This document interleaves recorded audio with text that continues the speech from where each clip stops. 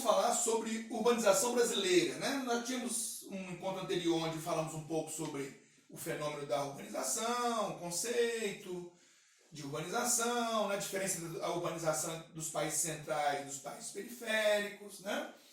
E entramos em alguns conceitos mais específicos, né? Que são muito úteis quando discutimos o tema urbanização. Falamos de megalópole, metrópole, conceito de cidade, rede urbana, região metropolitana, RID, né? Gentrificação, favelização, periferização, macrocefalia urbana, hipertrofia terciária. Podemos falar de mais um conceito que é o de macrometrópole, né? Que é um conceito que se estabelece ali entre São Paulo e Campinas, que seria onde as manchas urbanas se conurbam de fato, né? E ali, sendo que um é a grande metrópole nacional, né? Que é São Paulo, com uma capital regional, que seria Campinas, né? Então não teríamos ali, mas que funciona como uma espécie de metrópole daquela região mais a norte do estado ali, né? Mas não é classificada pelo IBGE como metrópole, né? Capital regional. Então não podemos falar em megalópole ali, né? Mas podemos falar em macrometrópole, né? Que é um conceito que se usa para definir essa área entre São Paulo e Campinas, uma área que tem aproximadamente 24, 25 milhões de pessoas vivendo ali, né? Um quinto do PIB nacional é produzido nesse eixo, né? E o outro eixo importante também sai de São Paulo até o Rio, Paraíba do Sul, ali sim nós teríamos a nossa megalópole, para alguns megalópole completa, representa ali 0,5% do território nacional, um quinto da população nacional e metade da produção industrial está ali, né? Então é um eixo muito forte da nossa economia, né? Tranquilo, pessoal? Então a gente estava falando então sobre esses conceitos que estão lá passando. Vamos falar um pouquinho sobre a urbanização brasileira, como ela se deu, como foi o processo e seus principais desafios, né? Bom, pessoal, a urbanização brasileira, para entender a urbanização brasileira, vamos só lembrar que o Brasil é um país que teve alguns ciclos econômicos importantes do período colonial, né? A começar pelo ciclo da cana-de-açúcar no litoral do Nordeste, né? Valorizou ali aquela região canavieira, né? Nordestina, e naquela época a sede do governo era Salvador, né? E a região Nordeste foi o eixo inicial econômico da exploração portuguesa aqui nas terras do Brasil, né? Depois nós tivemos um declínio desse ciclo, principalmente por causa da concorrência com as Antilhas holandesas, a cana-de-açúcar é produzida lá, e o ciclo da mineração tomará o lugar do ciclo da cana, e aí há um deslocamento do eixo econômico do Nordeste para o Sudeste, né? Minas Gerais, capital Ouro Preto, né? Naquela época Vila Rica, né? E esse ciclo vai se esgotar também, porque o ouro que era coletado nas águas, né, através da bateia, daquela peneira metálica, né, o ouro de aluvião se esgotará, né? E aí dará lugar ao ciclo do café, que aí protagonizou mais Minas, São Paulo, Rio, né? Principalmente São Paulo, né, vai ser o maior favorecido por esse ciclo. Nessa época a capital era Rio de Janeiro, né, que era a maior cidade que nós tínhamos, né, se tornou também um importante polo industrial. Quando o processo industrial começar também no Brasil, o Rio também vai se destacar, né. O Rio foi a cidade mais populosa até meados da década de 40, 50, né, depois será superada por São Paulo. São Paulo, você entender que hoje é a maior região metropolitana do país, é o estado mais populoso do país, né? São Paulo, a cidade de São Paulo foi uma pequena cidade até o início do século XX, né? Ela só vai ganhar força, mais força mesmo, realmente, a partir do século XX, em parte com o sucesso do café e em grande parte por causa do despontar da indústria, né? Que aí vai fortalecer muito aquela região, muito concentrada naquela região, né? E aí, com o fim da cafeicultura, a partir da crise de 29, nós vamos ter o desabrochar da indústria brasileira definitivamente, né? Ela já vinha ensaiando ali, né, desde o século XIX, mas ela só vai se tornar um movimento sem precedentes mesmo e uma força que não vai ter mais retorno, né, que vai se tornar o eixo central da economia e vai ser a grande mola propulsora da urbanização brasileira, né? E aí o Brasil vai se transformar completamente. Isso se dá a partir da década de 30, né? E São Paulo como centro disso tudo. Lembrando que quando a gente está falando de urbanização, a gente está falando de êxodo rural, intensamente é o que o Brasil vai viver a partir dos anos 30, né? A nossa urbanização é muito forte entre os anos 40 e os anos 80, né? Ela é muito intensa nesse período. Inclusive, dos anos 40 até os anos 90, as regiões metropolitanas brasileiras, foi aí que elas se tornaram, foram ficando cada vez mais inchadas, né? Inclusive, cresceram bastante, né? Acima da média nacional, né? Isso vai chegar a um limiar, né? A partir dos anos 90, as regiões metropolitanas vão já chegar meio no seu ponto de saturação, e aí vão começar a estacionar o seu crescimento, alguns vão começar a ter crescimento até negativo, né? Com mais gente saindo que chegando, então vai dar uma estabilizada no crescimento das grandes regiões metropolitanas, mas elas avançaram muito, principalmente nos anos 70 e 90. Né? Bom, então esse país que vinha de um ciclo de mineração para o ciclo do café, e do ciclo do café vai para a indústria, né? E a partir dessa transição vai ter um intenso êxodo rural, isso é o grande mola propulsora da nossa urbanização. E o êxodo rural, ele sempre tem razões de repulsão no campo e de atração na cidade, né? No campo, a repulsão se dá por vários motivos, né? A terra mal repartida, o Brasil tem uma estrutura fundiária muito injusta, são as condições de sobrevivência da população do campo que muitas vezes são precárias, dificuldade de oferta de bens e serviços, falta de infraestrutura, falta de moradia, né? A questão da violência no campo, os baixos salários, a falta de segurança trabalhista, porque não são cumpridos os direitos dos trabalhadores, né? Às vezes a repartição de terra excessiva, né, por herança, pequenos lotes vão sendo repartidos por herança de 1, 2, 3 gerações, daqui a pouco a terra é tão pequena que já não acolhe mais a família, né? A chegada da mecanização no campo também promove muitas vezes a expulsão daquele homem dali, né? Porque mecaniza, moderniza a produção, né? Usa sementes selecionadas, transgênicos, adubos de última geração, né? Combate biológico de pragas, então tudo isso tudo vai demandando cada vez menos mão de obra no campo, vai expulsando o homem do campo também. Né? Então há vários fatores no campo que funcionam como fatores repulsivos. E há os fatores atrativos da cidade, né? Que seria, por exemplo, a oferta de bens e serviços, uma melhor possibilidade de salário, né? De emprego, a chance de profissionalização, de avanço na educação, né? A busca por serviços de saúde, a continuidade dos estudos, né? Então, assim, o cumprimento de legislação trabalhista, de mais direitos, né? Então, há muita expectativa também nas cidades que atraem as pessoas do campo, né? E, obviamente, há consequências também, né? Quando se sai do meio rural, a consequência muitas vezes pode ser a concentração de terras, né? Porque cada vez que a pessoa sai e vende seu pedacinho de terra, pode estar ajudando alguém a concentrar mais terras, né? Muitas vezes as culturas populares, né? O arroz, o feijão, o milho, a mandioca, dão lugares às culturas dos ricos, que eles chamam, né? Culturas da agroindústria, culturas de exportação, né? Como a soja, como a cana, né? Algodão, né? Que vão abastecer a indústria, o mercado externo, né?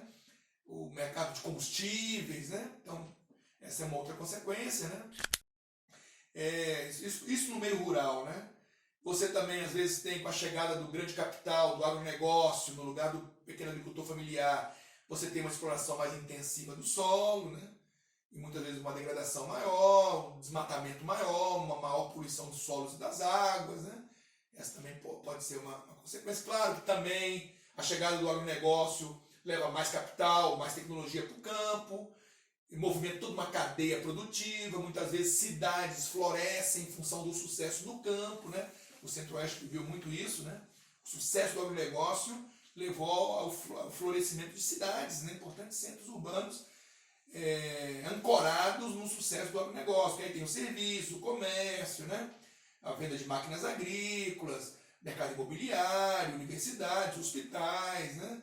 Produtos que são vendidos para serem usados no campo, formação de de mão de obra especializada, que vai atender as demandas rurais. Então, o agronegócio, ele às vezes movimenta também o meio urbano, né? Então, às vezes, a consequência também dessa saída do pequeno e a chegada do grande no lugar produtor é benéfica para a região, né? Pode gerar mais riqueza, mais produtividade, mais impostos, né, a favor do crescimento de cidades, oferta maior de serviços, né?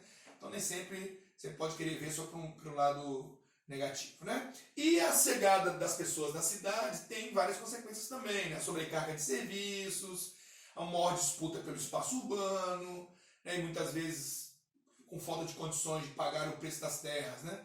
As pessoas vão ocupar áreas ilegais, né? Vão construir, vão partir para construções precárias, né? Os impactos ambientais, do inchaço das cidades, né? Poluição dos rios, das águas, do ar, ilhas de calor, né? Chuvas ácidas, né? Aquecimento global. Então, assim, há consequências, mas também, ao mesmo tempo, é mais oferta de trabalho, gente que vai poder ter uma renda melhor, poder continuar os estudos, né? Poder ter um tratamento de saúde.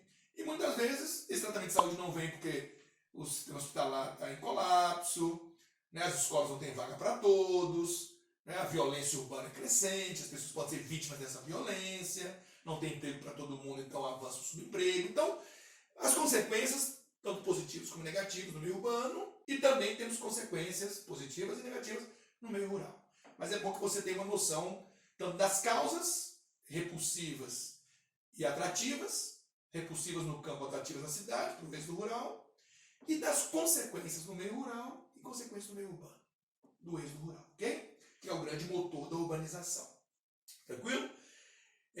Então, no caso do Brasil, esse êxodo aconteceu de forma intensa, rápida, concentrado em algumas áreas do país, né? E a urbanização brasileira vai, em consequência, levar o Brasil a ser um país com alta taxa de população urbana, né? Porém, vamos enfrentar muitos problemas por causa dessa metropolização que o Brasil tende a ter, né? Desse inchaço das grandes cidades. Porque aí você vai se refletir, por exemplo, na mobilidade urbana, que é um problema que se enfrenta muito no processo de urbanização brasileiro, né? Essas grandes cidades brasileiras enfrentam sérios problemas para deslocar sua população. É claro, porque na medida que nós temos um padrão de periferização no nosso país, né? E essa periferização segue uma certa lógica, né, da população mais carente ser expulsa para as áreas mais distantes dos centros, né? Quer dizer, é o crescimento horizontal das cidades, né? Ela vai espraiando, né, horizontalmente, o que dificulta cada vez mais a extensão das redes elétricas, das redes de água e esgoto, né? Porque quanto mais distante essas periferias vão ficando, mais caro é conectar essas populações às redes que já existem mais próximas do centro, né? E no centro, você sabe, geralmente são áreas mais valorizadas, porque são áreas com melhor infraestrutura, mais perto dos serviços, mais perto da oferta de bens, né? Áreas que costumam foram melhor organizadas em termos de planejamento urbano e construção, né? São áreas que são mais valorizadas, áreas mais cobiçadas pelos serviços, pelo comércio, pelo capital privado. Então, são áreas valorizadas, a gente chama de especuladas, né? Especulação imobiliária. Muitas vezes o sujeito tem até um pedaço de terra ali e prefere não construir nele, esperar valorizar todo o seu entorno para valorizar a terra nua, né? E aí muitos discutem, né, qual o papel do solo urbano, né? Ele está cumprindo seu papel social ou ele está sendo apenas uma mercadoria e servindo como uma reserva de valor, né? Corado nisso que tem os movimentos dos sem-tetos, né? Que exigem que áreas desocupadas deem lugar a moradias populares, né? E aí há urbanistas que discutem essa possibilidade de mesclar em meio a populações de maior renda núcleos habitacionais de menor renda, né? Até para democratizar o uso desse espaço, né? Mas, e aí, quanto maior a distância das periferias dos centros, a mobilidade urbana se torna um problema. As pessoas passam muito tempo no transporte, a qualidade e a quantidade deixam muito a desejar, né? Os custos são muito altos, né? E a população às vezes passa parte do horário que deveria estar trabalhando ou descansando apinhada dentro de ônibus, trens, né? e esperando em paradas, né? Muitas vezes arriscando-se, saindo de casa muito cedo, nas madrugadas aí ainda, e sendo alvo às vezes de marginais e tudo mais, né? Então esse é um problema. Outro problema na segurança pública, né? O problema da violência no Brasil, mais de 60 mil pessoas no Brasil morrem por violência urbana, né? E essa morte é muito seletiva, morrem muitos homens, né? Mais de 70% das pessoas que morrem por violência urbana é do sexo masculino, a maioria é população negra, né? Jovem, né? Pico de idade aí hoje está em 21 anos, né? De morte nessa faixa etária, né? Dos 19 a 29. As regiões Nordeste e Norte são as mais violentas do país, né? Então veja que essa violência ela também não é para todos, né? Ela é bem seletiva também, né? E é um problema nos grandes centros. E está ligado muito à desigualdade que o Brasil tem, né?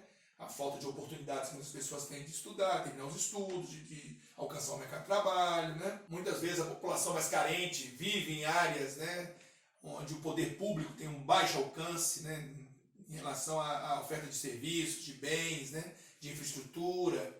E aí são áreas mais vulneráveis, carentes, né? Carentes de tudo, né? Carentes de infraestrutura, de trabalho, de renda, né? De proteção do Estado, né? E é onde o crime se estabelece, se organiza, né? Já que o Estado tem um alcance precário naquela área, o crime se estabelece de forma mais fácil. Aí os criminosos se organizam, estabelecem leis próprias, né? Submetem a população dessa região às suas regras, às vezes com a falsa ideia de proteção daquele público, né? Já que o Estado não está protegendo, né? E controlam determinadas áreas da cidade, ou acesso à cidade, né? O comércio na cidade. No caso do Rio de Janeiro tem o fenômeno também das milícias, né? Que também controlam serviços e comércio. Esse bagulho aí, Rocha, os moradores tem que dar 12 reais pra nós, tá ligado? É bagulho merreca, só por morador ter uma televisão em casa mesmo. Nada como uma crise econômica para aguçar a criatividade. Foi só eu cortar o arrego do tráfico para os corruptos perceberem o óbvio. Qualquer comunidade pobre do Rio de Janeiro é muito mais do que um ponto de venda de drogas. Qual é, Rocha? O bagulho é tu como? Se adiantar, dá uma aliviada na minha comunidade, pô, sem neurose. Quem foi que disse que a comunidade é tua? O Rocha descobriu que, eliminando o intermediário, o sistema faturava muito mais. Tava na cara. Era só fazer as contas. E aí, Irineu? Venderam muita assinatura aí? Sim, patrão. Daqui a pouco vai botar poste. Ah, poste a gente arruma. Segue aí. Favelado gosta de assistir TV a cabo. E aí, seu Valdir? Favelado bebe água. Favelado acessa a internet. O pessoal tá conectando? Porra, tá todo mundo plugado aí, Santos. Favelado usa gás para cozinhar. Ô tio, isso aqui tá confiscado. Vou deixar aí. O senhor vai descer a ladeira, vai pegar a primeira à esquerda. Lá no Danilo Baiano, lá que o senhor vai comprar o gás. Vai lá que vai fechar já. Favelado Vai, toma tio. empréstimo. A gente não é que nem banqueiro, não, dona Severina. A gente é justo. Mas aqui tem que pagar. Tem que pagar. Aranha, tô metendo o pé, hein? Ó, zerei o caixa. Tranquilo. Toda a favela é um mercado poderoso de muita coisa comprada e vendida. O Rocha descobriu que era melhor arrecadar da favela inteira do que de um bando de traficantes fudidos. Era só o dinheiro trocar de mãos que o Rocha cobrava a taxa. A CPMF dos bandidos. Comissão dos Policiais Militares, filha da puta. Pretexto, defender a comunidade do tráfico. A realidade era bem diferente. Territorializam o seu poder, né? Atuam, inclusive, no setor imobiliário, né? Além do pessoal que trabalha com a parte de narcotráfico, que é outro grupo aí, né? Que muitas vezes estão associados, né? Então, aí a violência. Aí o Brasil tem a questão também da impunidade, né? Da ineficiência, muitas vezes, da ação policial. A polícia também, muitas vezes, carece de estrutura, carece de uma melhor formação, carece de um melhor trabalho de inteligência, né? No Brasil temos um histórico de muita violência policial, né? Com um grande número de mortes em confrontos, né? Quer dizer, muitas vezes está se vivendo uma verdadeira guerra nas ruas do nosso país, né? As pessoas estão preparadas, a polícia está trabalhando como se fosse área de guerra, né? E com foco em eliminar o inimigo lá, que é o sujeito que está no crime, né? Então isso aumenta muito os índices de confronto, de violência, de mortes policiais, né? Também muitos policiais morrem no nosso país. Então é uma situação complicada. A situação do serviço da saúde pública, né? A carência de leitos nos hospitais, né, de medicamentos, né, de aparelhos funcionando para fazer exames preventivos ou exames que são de urgência, cirurgias eletivas, todos têm dificuldades, né, porque há uma carência, né, nesse setor muito forte, é um setor caro. Né. O Brasil tem um sistema único de saúde que pretende, né, tem a pretensão de atender a todos, né, mas nessas áreas mais carentes enfrentam muita dificuldade. O acesso à educação, né, as crianças muitas vezes têm dificuldade de acessar a escola, de se manter na escola, né, os níveis de repetência, de evasão muito altos, né, e as áreas mais carentes são as que mais sofrem. Né. Saneamento, né, o Brasil tem um problema ainda sério de saneamento e de acesso à água tratada e potável, né, e aí nessas áreas aumenta a dificuldade mais ainda. 83% da população brasileira já tem acesso à água, né?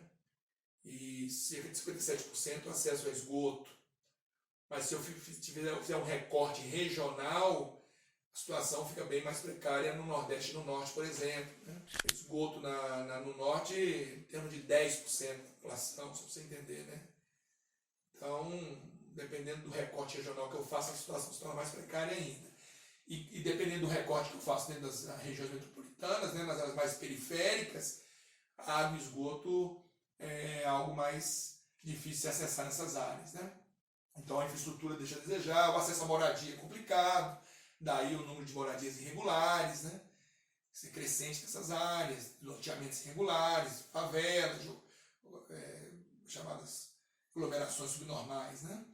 Então, esse é um outro problema também que a urbanização enfrenta. Os problemas ambientais, como eu já citei. E no Brasil, a urbanização, do ponto de vista regional, nós teríamos o Sudeste como a região mais urbanizada. Ela foi a primeira a se tornar a maioria urbana. Né?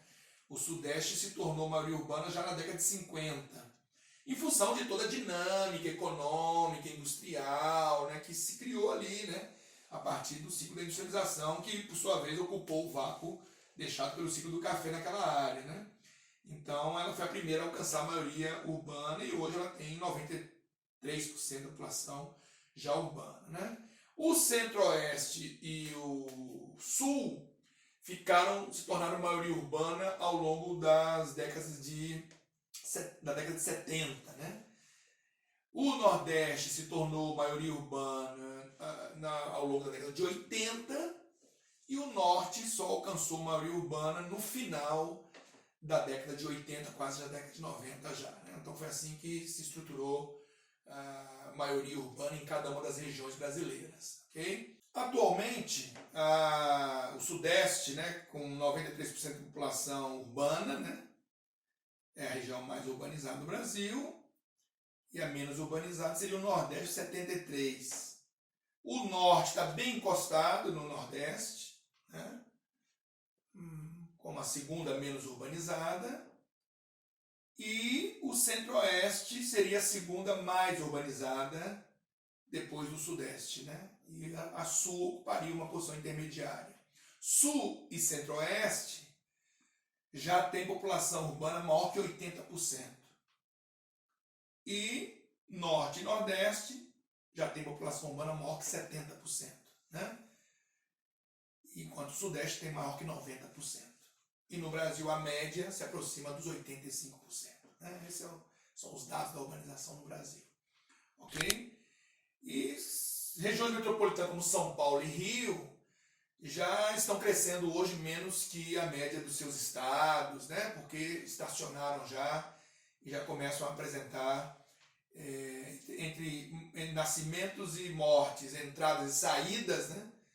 O crescimento já começa a ficar negativo, né? Já começa ao invés de crescerem com o aumento do número de pessoas, já começam ou a estabilizar ou começam a decrescer. Né? Bom, em termos de polarização, de influência que essas grandes regiões metropolitanas brasileiras exercem, é bom a gente ter uma noção. Por exemplo, a grande São Paulo, né, que é a região metropolitana de São Paulo, 39 municípios, né, ela tem uma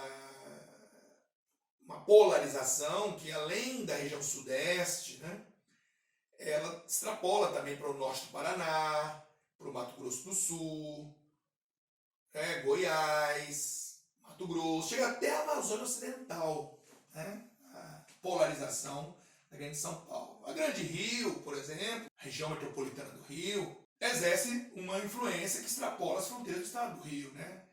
Pegando o Espírito Santo, sul da Bahia, né? Parte da zona da Mata Mineira, né? Salvador, por exemplo, a região metropolitana de Salvador, tem uma região polarizada que avança uma boa parte do interior baiano, mas também pega o norte de Minas, né? Pega o norte do Espírito Santo, então tem a sua influência ali. Muitas vezes as áreas polarizadas se cruzam, né? Uma região metropolitana polariza uma determinada região, que também é polarizada por outra região metropolitana, né? Se superpõe. Recife consegue polarizar, por exemplo, Sergipe, Alagoas, Paraíba, né? E divide a polarização sobre o Rio Grande do Norte com o Ceará. E o Ceará consegue polarizar desde o Rio Grande do Norte até o Maranhão, né? Então você vê que você tem, por exemplo, Porto Alegre polarizando até o sul da Amazônia, né? Como? Muitos gaúchos saíram do Rio Grande do Sul e enveredaram ali pelo centro-norte do país, na expansão da fronteira agrícola, né? Principalmente nos anos 70 e 80. E chegaram até o sul da Amazônia, né? Então você vê que às vezes a cidade de Porto Alegre está polarizando, a grande Porto Alegre está polarizando lá o sul do Pará, né? Porque aquele gaúcho que vive lá, ele mantém ligações ainda muitas vezes com a sua terra de origem, né? Então ele quer fazer um tratamento, quer comprar uma máquina agrícola, ter um empréstimo no banco, muitas vezes ele tem um vínculo forte lá com aquela região de origem dele ainda, né? Então essa questão das regiões metropolitanas serem capazes de polarizar áreas, né, que extrapolam seus estados, extrapolam suas regiões, é uma situação que é bem peculiar e é importante você também observar, né, o poder de polarização que essas regiões têm. Outro aspecto importante também de falar quando tratamos do tema urbanização é o futuro das cidades, né, que é uma coisa que se discute muito, né, cidades sustentáveis, né, a tendência das cidades caminharem para serem cidades inteligentes, né, com o uso da inteligência artificial, você vai ter veículos autônomos, né? Casas inteligentes, com a internet das coisas, eletrodomésticos vão poder conversar com seus proprietários, informá-los de situações que eles têm interesse. E com isso vai se regular o consumo de energia, o tráfego dos automóveis, né? De uma forma a tornar mais eficiente, né, a mobilidade, reduzir custos com o gasto de energia para transporte, uma maior integração dos modais diferentes de transporte. Claro que sempre apostando no transporte coletivo em detrimento do individual, porque isso é melhor para a cidade, na medida que polui menos, porque mais pessoas viajam, né, no mesmo veículo, congestiona menos, né, torna o trânsito mais fluido, né? A tendência que as pessoas têm também de buscar morar mais próximo do seu trabalho, alguns lugares estão deslocando o centro de trabalho para mais próximo das comunidades onde estão os trabalhadores, né?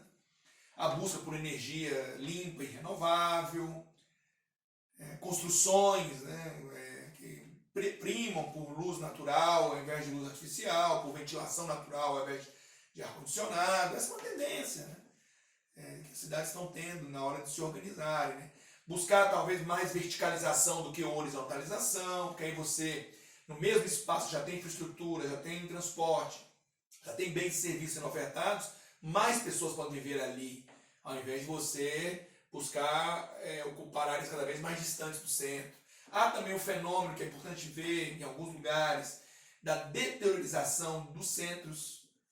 Nem sempre o centro é o lugar mais valorizado, às vezes já aconteceu em alguns lugares, de deteriorar aquele centro que sempre foi uma área interessante, valorizada, de repente, por algum motivo, ela perde força. Investimentos são dirigidos para outras áreas da cidade, né, em detrimento do centro. Às vezes o centro é congestionado, a especulação imobiliária fica muito alta, aumenta os índices de insegurança naquela região, né? E aí muitas pessoas começam a deixar o centro e empresas não querem mais estar ali, né? E aí deteriora o centro.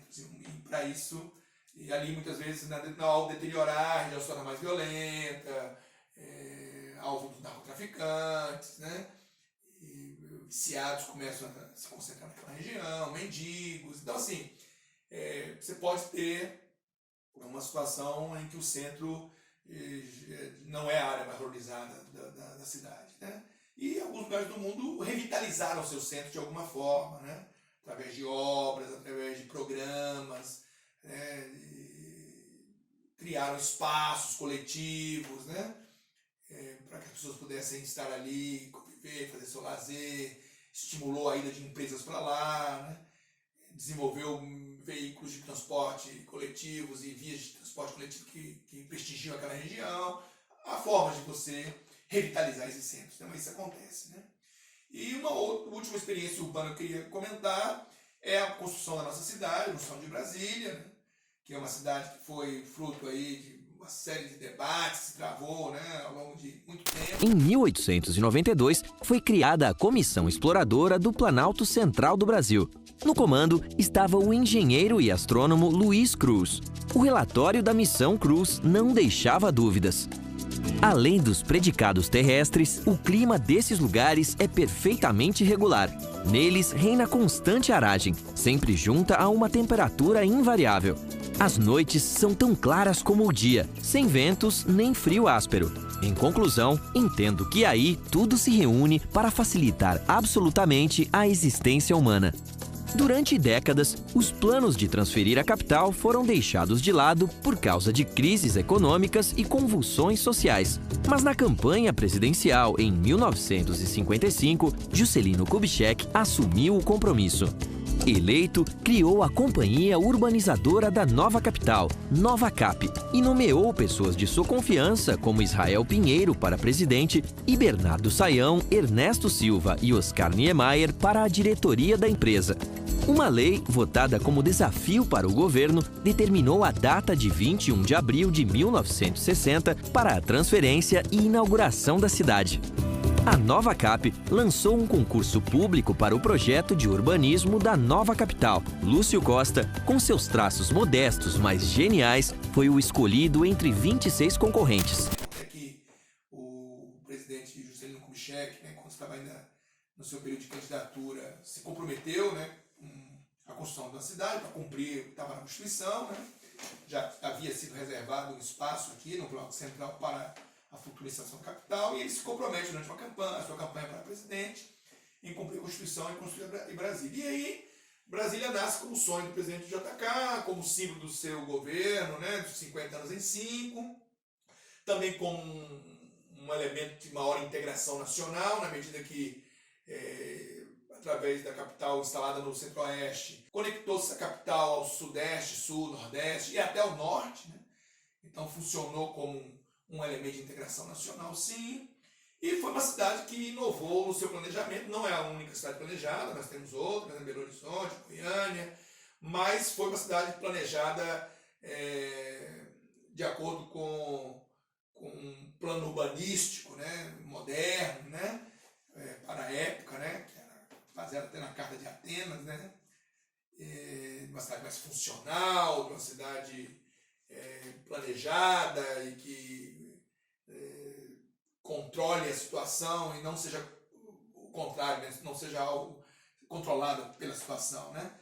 É um pensamento que se tinha no plano urbanístico da época, né? E aí criou-se uma cidade funcional, setorizada, né? Cada setor dedicado a um determinado serviço, né? Setor de diversões, setor hoteleiro, setor de cargas, né? Setor comercial, né?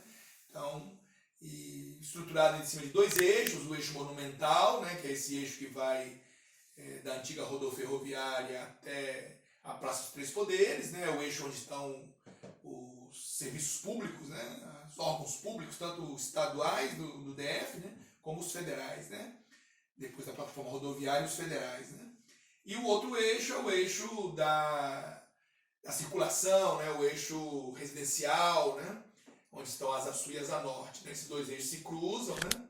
A princípio a ideia é uma cruz, né? Essa história do avião, o próprio Lúcio Costa, que é o dono do plano urbanístico, nunca concordou com isso. Dizia que são dois eixos que se cruzam como quem faz o sinal de uma cruz, né? E marca um ponto em um determinado local. Essa é a ideia, né? O Lúcio Costa, urbanista, né, que planejou a cidade, né, sua organização no chão, né, ele, quando planejou a cidade, ele teve como referência, né, no seu planejamento urbanístico, as famosas 4 escalas, né?